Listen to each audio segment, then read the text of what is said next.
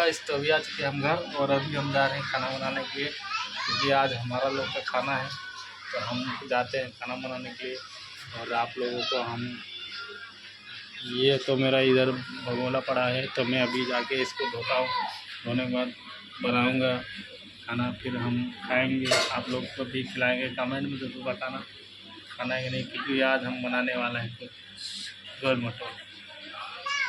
गोल मटोल बनाने वाले हैं गाइस।